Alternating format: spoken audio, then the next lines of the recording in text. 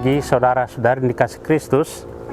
Mari kita mengawali hari baru dengan mendengarkan firman Tuhan yang diambil dari Injil Matius bab 1 ayat 16, ayat 18, dilanjutkan ayat 21 dan 24a. Tuhan bersamamu. Inilah Injil suci menurut Santo Matius. Menurut silsilah Yesus Kristus, Yakub memperanakan Yusuf suami Maria yang melahirkan Yesus dan disebut Kristus. Sebelum Kristus lahir, Maria ibunya bertunangan dengan Yusuf. Ternyata Maria mengandung dari Roh Kudus sebelum mereka hidup sebagai suami istri. Karena Yusuf suaminya seorang yang tulus hati dan tidak mau mencemarkan nama istrinya di muka umum, ia bermaksud menceraikannya dengan diam-diam. Tetapi ketika Yusuf mempertimbangkan maksud itu, malaikat Tuhan tampak kepadanya dalam mimpi dan berkata, "Yusuf, anak Daud, janganlah engkau takut mengambil Maria sebagai istrimu, sebab anak yang di dalam kandungannya adalah dari Roh Kudus. Maria akan melahirkan anak laki-laki, dan engkau akan menamai dia Yesus, karena dialah yang akan menyelamatkan umatnya dari dosa mereka." Sesudah bangun dari tidurnya, Yusuf berbuat seperti yang diperintahkan malaikat Tuhan itu kepadanya. Demikianlah sabda Tuhan. Saudara-saudari yang dikasih Kristus, tema yang akan kita renungkan hari ini, teladan Santo Yosef. Hari ini gereja merayakan pesta Santo Yosef suami Maria. Santo Yosef tidak terlalu banyak disebut dalam Injil, namun peranannya sangat besar, terutama karena ia setia dalam menyertai Maria dalam mengasuh kanak-kanak Yesus. Dia adalah pribadi yang sungguh bertanggung jawab dalam menjaga dan melindungi keluarga kudus Nazaret.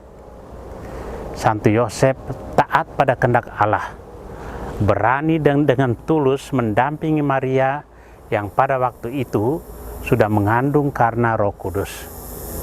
Demi ketaatan pada kehendak Allah, Santo Yosef mau menerima Maria dan melindungi bayi Yesus dan ibunya. Dia berani menghadapi resiko dikejar-kejar oleh Raja Herodes yang ingin membunuh bayi Yesus. Yosef adalah pribadi yang diam, tidak banyak bicara, tetapi pekerja keras serta mempertaruhkan hidupnya demi tugas mulia, yaitu melindungi keluarga kudus Nazaret. Dalam Injil, Yosef tampil sebagai tokoh yang diam. Diam bukan karena marah atau tidak tahu harus melakukan apa, melainkan diam karena ketulusan hati, karena ketaatan dan kepatuhan yang tanpa celah. Dalam diam, Santo Yosef menemukan kehendak Allah atas dirinya, sehingga seluruh tindakannya ditempuh berlandaskan refleksi. Ketulusan hati Santo Yosef dan kerendahan hati Bunda Maria memudahkan Allah memenuhi warta keselamatan yang akan digenapi oleh putranya Yesus Kristus. Orang yang tulus hati mampu memikul tanggung jawab besar yang dipandang sulit oleh kebanyakan orang. Saat ini, dunia dilanda kekurangan orang yang tulus dan jujur. Hidup manusia saat ini lebih banyak digerakkan oleh gengsi dan kesombongan. Santo Yosef menjadi model dalam membangun suatu kehidupan yang penuh cinta, kehidupan yang penuh damai, tenang, setia, saling menghormati, saling menghargai, dan penuh tanggung jawab. Saudara-saudari terkasih, teladan Santo Yosef menjadi inspirasi dan mendorong kita untuk memperjuangkan kesetiaan dan ketaatan kepada kehendak Allah. Kesetiaan dan ketaatan bisa terwujud jika kita mau mengalahkan diri sendiri, kepentingan, ego, pikiran, kesenangan, kenikmatan duniawi, dan lain-lain, agar kemuliaan Allah terjadi dalam kehidupan ini.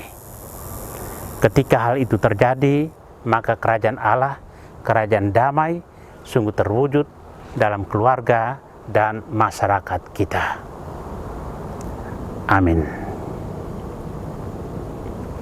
Marilah kita berdoa. Tuhan, pagi ini kembali kami naikkan syukur dan permohonan. Terima kasih sudah menjaga kami saat tidur maupun bangun. Terima kasih untuk udara sejuk dan segar pagi ini. Bukalah mata hati kami di awal hari ini. Mampukan kami memandang kemurahan dan karya-Mu, serta memuji dan memuliakan-Mu melalui pekerjaan dan pelayanan kami hari ini. Bimbinglah kami selalu untuk menyadari kesalahan kami dan bertobat, sehingga kami sungguh rendah hati, mau membuka hati dan siap menerima rahmat-Mu yang akan tinggal dalam hati kami. Kristus terang dunia, berkatilah keluarga-keluarga kami. Jadikanlah kami alat kasih-Mu, dan pantaskanlah kami menjadi hamba-Mu yang setia. Amin. Tuhan bersamamu. Semoga keluarga kita, orang-orang yang terkasih dan doakan, seluruh aktivitas kita hari ini dilindungi, dibimbing, dan diberkati oleh Allah yang Maha Kuasa, Bapa dan Putra dan Roh Kudus. Amin.